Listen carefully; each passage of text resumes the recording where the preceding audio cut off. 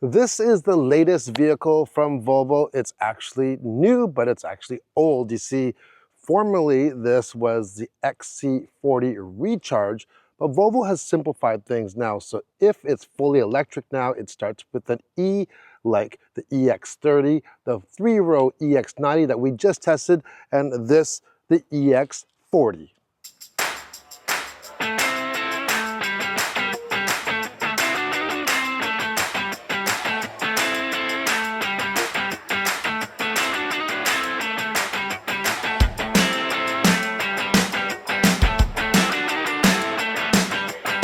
The XC40 has always been one of my favorite small utilities. It's a really great size.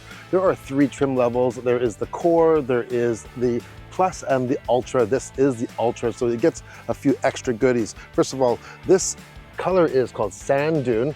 Normally, I'm not a massive fan of beige, but with this metallic fleck in it, actually looks really good. It has a kind of like a Desert Storm premium type of look actually, but with the Ultra, you do get the two-tone paint. So you get the black top, looks good with the black mirrors on it. You also get the 20-inch wheels. So this one has these running boards. I'm not sure what they're really good for. It's not really high enough. And you know, basically they're gonna get your back of your pants kind of dirty. And this plastic area in the rocker area, I find that it's really hard to clean. Like, we're in this area right now that I don't have any soap, but anyways, I used a cloth with some water, and there's some dirt here, and it's really hard to get off. Of course, if I had the proper washing materials, it would be good.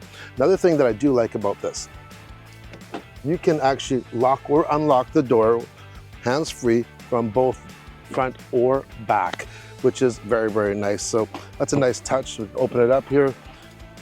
Not the largest opening to actually get your legs in, but remember, this is kind of like a sub-compact utility. You do have to remember that.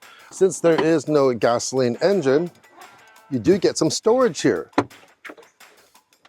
It's not huge, but it's nicely partitioned, and it looks very, very clean here. The signature Thor's hammer headlamps, and with the Ultra though, you do get the Pixel technology lamps as well. So they can actually change, shift change, let's just say, the beam, and you also get the headlight washers on here. Overall, a very, very smart looking package for the new EX40.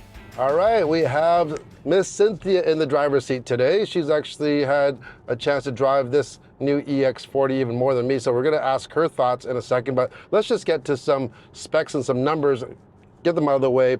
There are 2 power options. You have a single and a twin motor. The single will produce 248 horsepower, 310 pound-feet of torque. And you get the twin, which we have here. It's 402 horsepower. Yeah, for a sub-compact SUV, that's a lot of power, and 494 pound-feet of torque. It's a ton. Like, what do you feel like for the power? It's way more powerful than what I used to.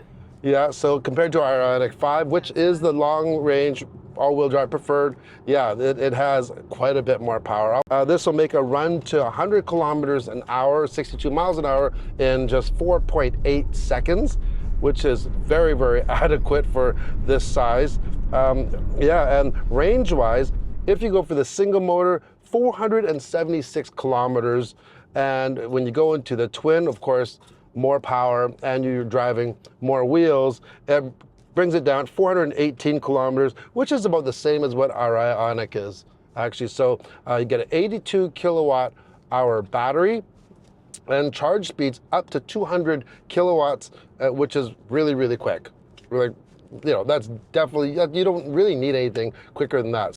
Now, drive mode wise, there's only normal or an off-road. There is no sport, but that's fine. It's plenty sporty, I think. Totally agree on that, for sure. What do you think of the size?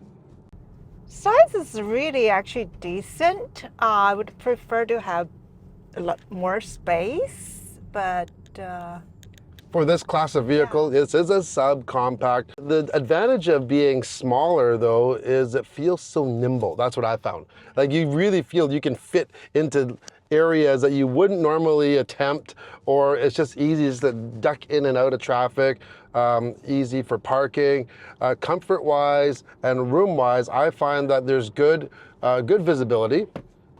Put that up. Good visibility, outward visibility. We have this large panel roof on here, which is also very nice. And we have a 12.3-inch driver display and Volvo's latest infotainment system. You do have Apple CarPlay and Android Auto. This is a Google built-in. It's a Google system, so Google Maps. You can sign in. You can download different apps as well on here. Lots of versatility that I find as well. So in the rear, you have your hooks in the cargo area. You get 411 liters of cargo area. Not groundbreaking, but once again, small vehicle. But here's one little thing here. I don't know if you even used it here. There is a hook. Oh, okay, the brakes work well.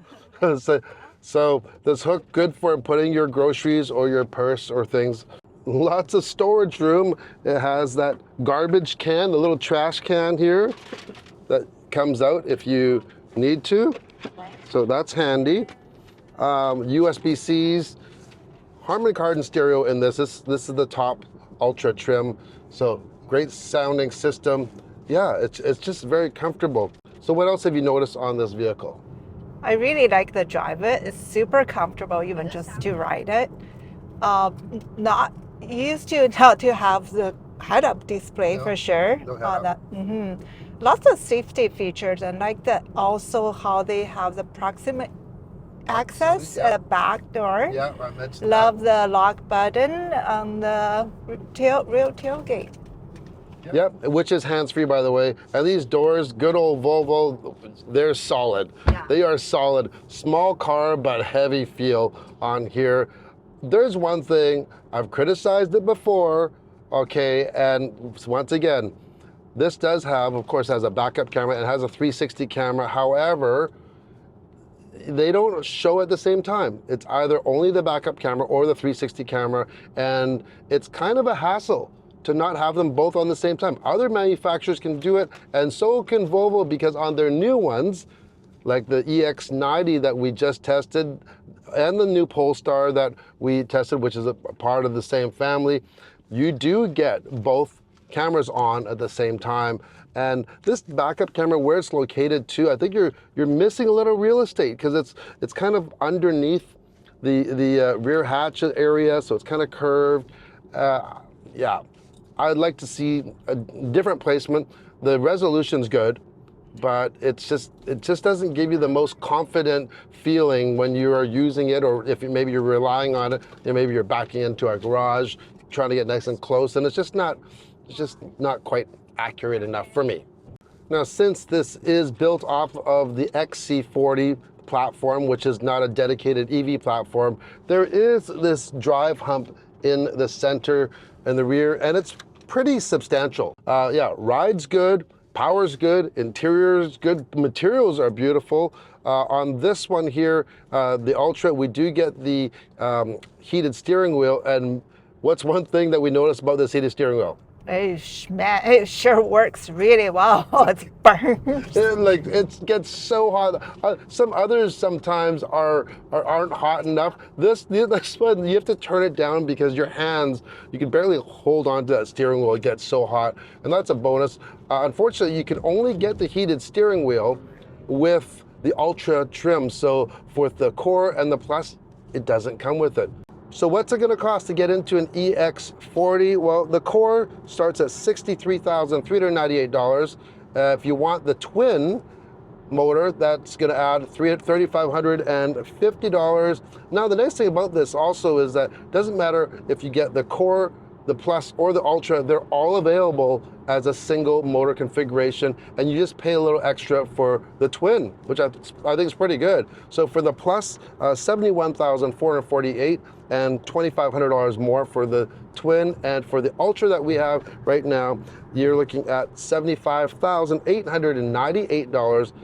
If you want to go for the twin, add on $2,500. So as tested here, we are at $78,398 for this small SUV. It's a lot of money for a small SUV, but you do have to remember this is in the premium segment. A lot going on in here. You're getting a top-of-the-line audio system, great materials in here. So the question is, though, would you recommend it for, you know, a family like ours? I think it's space-wise just a little bit too small for a growing family, for sure. Yeah.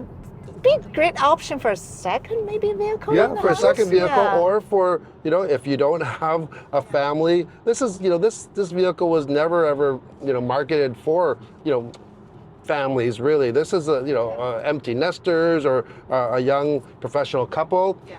Great vehicle for that. And once again, just because it's small doesn't mean that it's not mighty and powerful. It does have utility. Super fun to drive. Super fun to drive. And if you live in the city, the size is so welcome. It's just so much easier to drive around the city. So yeah, but in that price range though, there are a lot of options.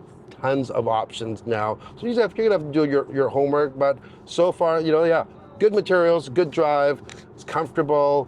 Yeah, if you like the Volvo, go take it for a test drive and you may find yourself in one of these. So yeah, that's it for our review. Thank you, Cynthia, for joining us. Thank you for having me. Ciao. Ciao.